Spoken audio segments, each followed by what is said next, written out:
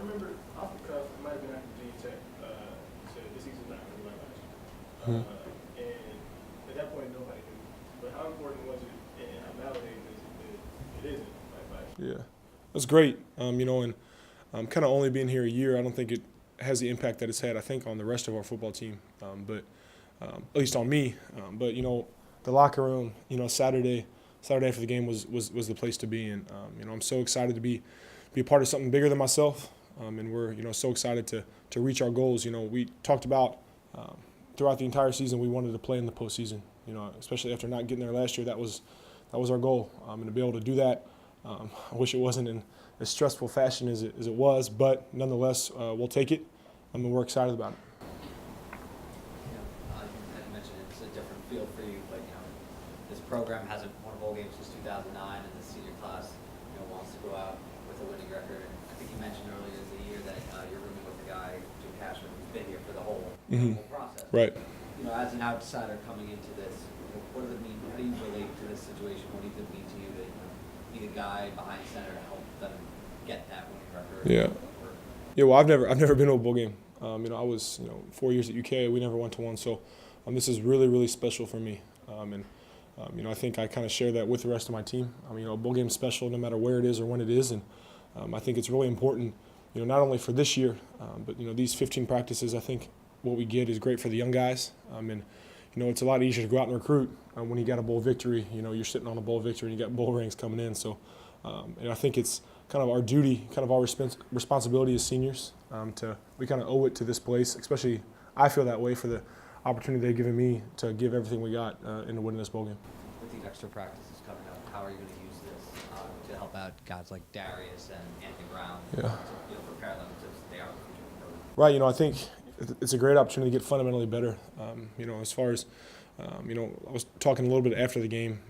We got to get healthy first. As older guys, got to get healthy. So with that, that time, that's when these young guys are really going to get a lot of reps. And Coach Leffler was talking in our quarterback room yesterday about guys like Anthony, John, and Darius are really going to have to really get a lot of reps. And I think it's Darius has gotten a bunch, obviously being the backup throughout the season, but guys like Anthony, these live reps that you get, there's a limited number of them, and the fact that he can get them, it's really kind of like a mini spring football for him. It's just going to help his development.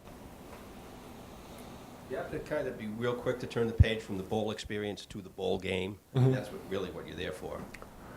Yeah, I think so, no doubt. But kind of right now we're kind of in a limbo because we really don't know where we're going. So, trying to figure that out, and then we'll start game planning and getting ready for that. We are all super excited to go to a bowl game. That's a big thing. But like you said, our goal is to win the bowl game, and we'll be happy wherever we go. But we're playing a football game, and that's our number one priority. Just going back a little bit, first bowl game for you, talking all about sort of how you carried that as far as whether it drove you or whether that was something that at your time in Kentucky may have been a disappointment for you. Yeah, no doubt about it. 2 years I started at UK. We went 5-7. Had opportunities to go 6-6 going into the last game of the year, and fell short. So, at a point in that game, I was kind of thinking to myself, hey, this is not, we're changing the tide. And for me personally, that drive was really, really big. I think, my entire kind of career, there's been moments where, I just wasn't good enough. Was okay, but just not great, or not what we needed. But and I felt like winning that sixth game, finally kind of putting kind of not only our program kind of over the hump, but myself over the hump was really, really a wonderful thing. I was just so excited, like I was talking earlier, to be a part of it, and to be able to experience it with guys who I've been with for now it seems like a long time, but only 10 months. It's wonderful, and some of these guys we're talking about bowl preferences over other places, and I'm thinking I don't care where we go. I'll play wherever. If we strap it up in Alumni Stadium one last time, that'd be fine with me. But I'm just super excited, to get back into it, to get fundamentally better in these next couple of weeks and figure out where we're going.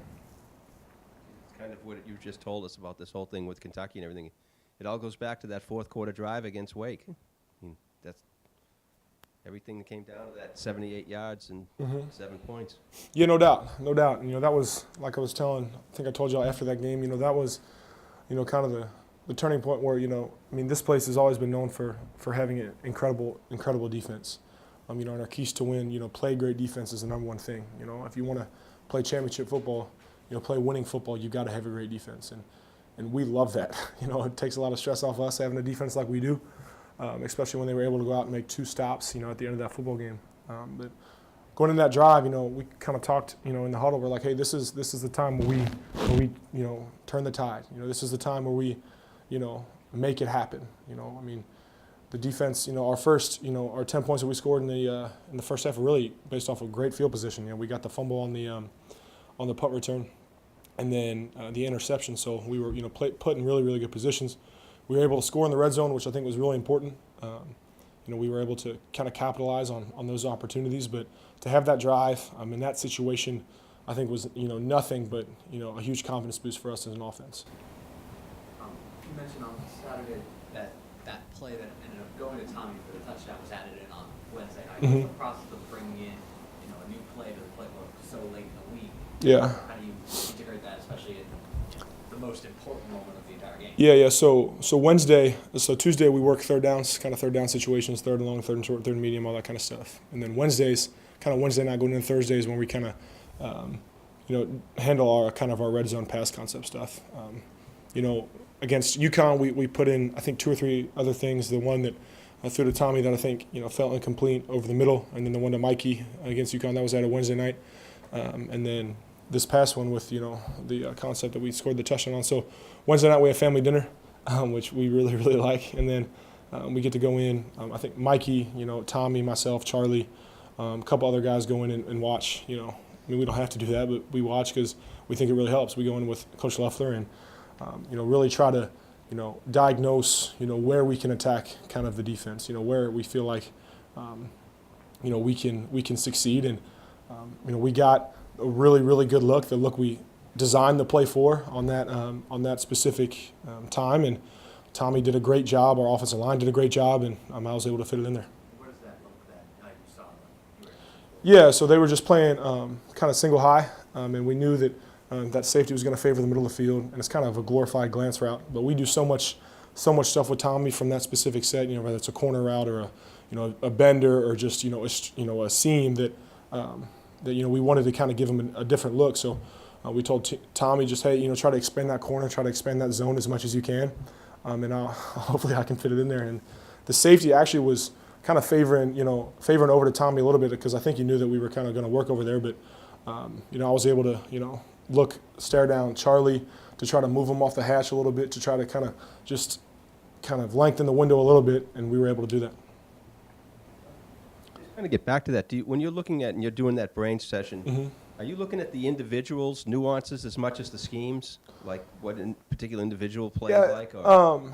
You know, I'd say we're looking more at schemes really. I mean, if you got like a Ward Eddie like, you know, UConn safety that had all those, you know, interceptions and, you know, that Florida State corner, you know, guys like that you got to be really kind of cognizant of, especially down there. But you know, when they weren't given, when they're not playing man coverage, you know, it's not really as important. But we got a great, you know, like you said, scheme, you know, great look, the look that we wanted. And it was a great call by Coach Loeffler, and we were able to convert. You obviously passed you in for a year, but what were you able to observe and kind of see about Coach Matthew in a year where he's probably a lot of criticism, high stakes, Right. High criticism, high everything. What did you kind of see about how he handled it? Just kind of the importance of what really matters and what really doesn't matter. You know, going through what I went at Kentucky, it's really kind of it really kind of puts things in perspective. You know, Coach Adazio preached the entire season, hey, it's about us. You know, it's about people in the building.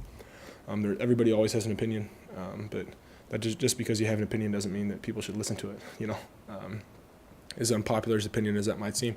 You know, we're worried about our team, and we're worried about the people wearing the jerseys and the people that are, you know, been working with us in January and all summer, running with us in summer, and our staff. And and that's it.